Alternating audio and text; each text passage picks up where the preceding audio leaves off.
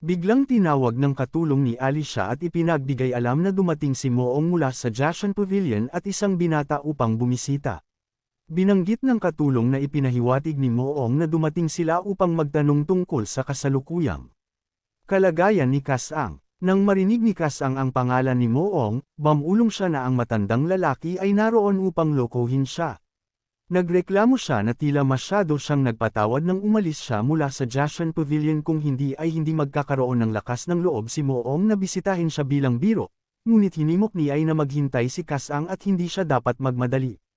Tinanong ni Ai ang hitsura ng binata na kasama ni Moong at kung mayroon bang kakaiba sa kanya, kung saan sumagot ang katulong na gwapo ang binata. Idinagdag ng katulong na kung may hinahanap silang kakaiba, ito ay ang pagtuon ay sa binata. Nagkomento si Kasang na medyo kakaiba ito dahil si Moong ay hindi madaling kausapin at nag-isip si Ali na kung totoo ang sinabi ni Kasang na napakalakas ni Chen Pingan. Nagtaka siya kung posible bang alam ni Chen Pingan ang kanyang nakaraan kay Moong at dumating doon dahil si Chen Pingan ay tunay na gwapo. Biglang sumigaw si Kasang na masama ito. Nagtaka siya kung paano niya makakasalubong si Chen Pingan ng ganoon at tinanong ni Ai kung hindi niya naiintindihan kung bakit partikular na gusto ni Chen Pingan na maging disipulo niya. Nag-isip si Kasang kung ano ang ibig niyang sabihin. Nilinaw ni Ai na simple lang iyon. Ipinaliwanag niya na ito ay dahil nakita ni Chen Pingan na unstable si Kasang at gusto niya siyang pumunta doon para sa cultivation kaya ang gusto niya ay ang ugali ni Kasang. Inamin ni Kasang na hindi niya maintindihan ang mga cryptic words ni Ali at tinanong niya kung ano ang naisip niyang gawin. Hinulaan ni Ai na kung hindi siya nagkakamali, gusto ni Chen Pingan na makita si Kasang na kumalma kaya kung pupunta siya para makipagkita kay Chen Pingan na malinis at maayos, baka magkaroon ito ng backfire. Nagtaka si Kasang kung talagang ganoon siya kakonsiderasyon.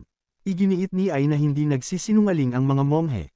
Inutusan niya na lumapit sa kanya si Kasang dahil sasabihin niya sa kanya ang dapat gawin ngunit binalaan ni Kasang na mas mabuting huwag siyang sumubok ng anumang kakaiba o jijibin niya ang kanyang templo. Bumulong si Ai sa tenga ni Kasang kung ano ang dapat niyang gawin kapag nakilala niya si Chen Pingan mamaya. Samantala, nasa waiting area sina Moong at Chen Pingan sa templo ni Ali. Nabanggit ni Moong na ipinahiwatig ni Chen Pingan na dinala niya siya doon upang saksihan ang isang biro at curious siya kung ano ang biro na iyon ngunit iminungkahi ni Chen Pingan na magkape muna sila dahil malalaman niya rin kaagad. Agad na sumang-ayon si Moong. Nag-isip siya kung iyon ba ang pagkakataon na ipinangako ni Chen Pingan sa kanya. Biglang binati sila ni Ai at bumigkas ng Amitabh. Humingi ng paumanhin si Ai na nahuli siya sa pagdating. Nakita ni Moong ang bagong itsura ni Kasang. Lubos siyang nagulat na hindi niya maiwasang maider ang kanyang tsaa sa mukha ni Kasang. Nagalit si Kasang at sumigaw na si Moong ay isang bastos ngunit biglang pinaalalahanan ni Ali na dapat magpakita ng respeto si Kasang dahil si Moong ang kanyang dating guro at dapat siyang mag-alok ng pagbati, kung saan sumang-ayon si Kasang. Mabilis na pinagsama ni Kasang ang kanyang mga kamay upang simulan ang pagbati. Binati niya si Moong at nagkomento na matagal na at kasing impresibo pa rin siya. Nag-alinlangan si Moong kung siya ba talaga ang maliit na batang si Kasang. Naramdaman ni Kasang ang pagkailang. Inamin ni Moong na hindi niya inaasahang makikita si Kasang ng ganoon. Tumawa siya at habang ipinagtatapat niya na mas kasiya siya pa iyon kaysa sa pagpatay kay Kasang. Nagpasya si Kasang na tatagalan niya iyon ngunit baka bumalik siya at putulin ang mga bahagi ng katawan ni Moong mamaya.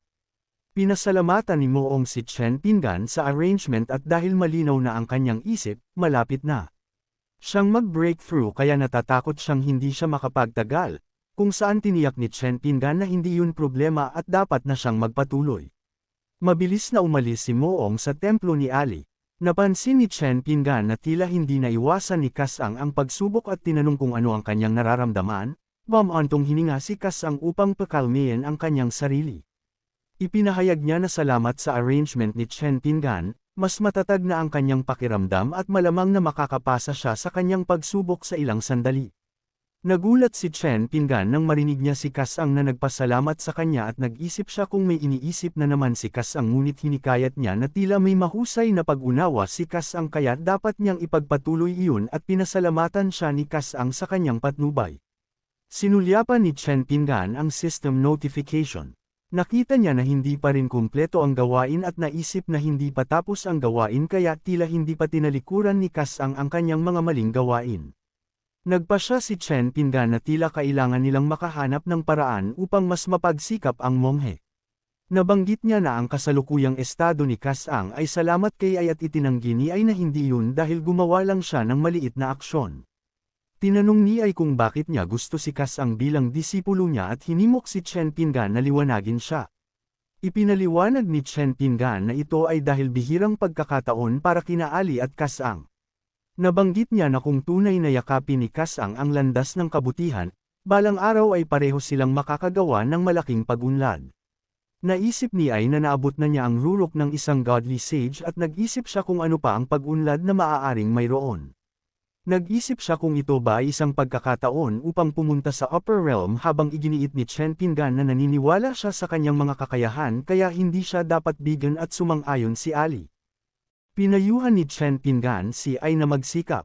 Nagpaalam si Ai sa kanya at sinabing baka maging abala na ang kanyang mahal na disipulo mula noon. Maya-maya, tinanong ni Kang kung ano ang plano niyang gawin. Ilang sandali, nagtungo si Chen Pingan sa Immortal Realm. Naalala niya ang mensahe mula sa palasyo at ang peaceful sect ay dapat na malapit.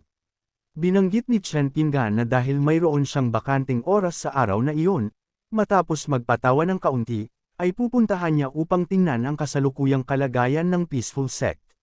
Bigla, nakarinig si Chen Pingan ng isang sigaw. Sa kabilang banda, hingal na hingal si Jiang Ao. Sinabi ng kapwa-disipulo ni Jiang Ao na kung magiging multo siya, huwag niya itong sisihin at sisihin niya ang sarili niya sa labis na pakikialam at paggalit kay Elder Chen. Ipinahayag ni Jiang Ao, isang disipulo ng Immortal Peaceful Sect, na ang disipulo ay gumagawa ng masasamang gawain sa pangalan ng Peaceful Sect at hinamon niya kung hindi ito natatakot sa gagawin ng kanilang sect master pagbalik nito mula sa pagkakahiwalay. Nabaliw ang ekspresyon ng disipulo nang marinig niya si Jiang Ao na banggitin ang kanilang sect master. Sumagot siya na casual na salita lang iyon para paalisin ang isang mortal tulad ni Jiang Ao mula sa mas mababang realms dahil ang tunay na namamahala sa peaceful sect ay si Elder Chen. Lumapit ang disipulo para sugurin si Jiang Ao. Inutusan niya si Jiang Ao na tumigil sa pagsasalita at maghanda ng mamatay. Nasindak si Jiang Ao nang makita ang espada ng disipulo na papalapit sa kanya. Ngunit bago pa masakta ng espada si Jiang Ao, hinampas ni Chen Pingan ang espada mula sa kamay ng disipulo. Nahulog ang espada sa lupa, malayo sa disipulo. Hiningi ni Chen Pingan kung ano ang sinabi nito kanina. Tinanong niya kung ang sect master ng peaceful sect ay isinasantabi. Hinamon ng disipulo kung sino ang nang-ahas makinig. Naglakad si Chen Pingan patungo sa disipulo at hindi siya sinagot. Inutusan niya ang disipulo na sagutin siya ngunit sa halip na sagutin ang tanong ni Chen Pingan, sumigaw ang disipulo na si Chen Pingan ang maghanda sa kamatayan. Sinabi ni Chen Pingan na labis ang pagpapahalaga sa sarili ng disipulo. Sinampal niya ang disipulo sa mukha at pinakawalan ito. Sumadsad ang disipulo sa puno ngunit napakalakas ng sampal ni Chen Pingan kaya't tumagos ito sa maraming puno. Ilang sandali, ipinaalam ng system na napatay niya ang isang cultivator sa Immortal Realm at nakatanggap ng loot exchange para sa 50,000 puntos. Nagkomento si Chen Pingan na hindi na makapagsalita ang disipulo at tinanong niya si Jiang Ao kung maaari siyang magkwento dahil disipulo din siya ng peaceful sect, at sumang-ayon si Jiang Ao.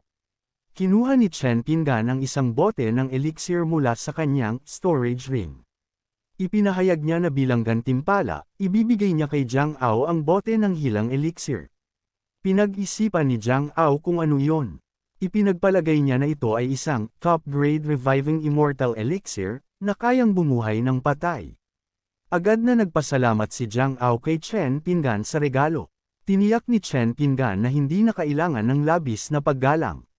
Sinabi ni Jiang Ao na hayaan siyang magsimula mula nang lumipat ang peaceful sect sa Immortal Realm nang magkaroon siya ng pagkakataong sumali sa kanila. Lumipas ang oras at natapos ni Jiang Ao ang kanyang kwento. Nagpunta sina Jiang Ao at Chen Pingan sa peaceful sect.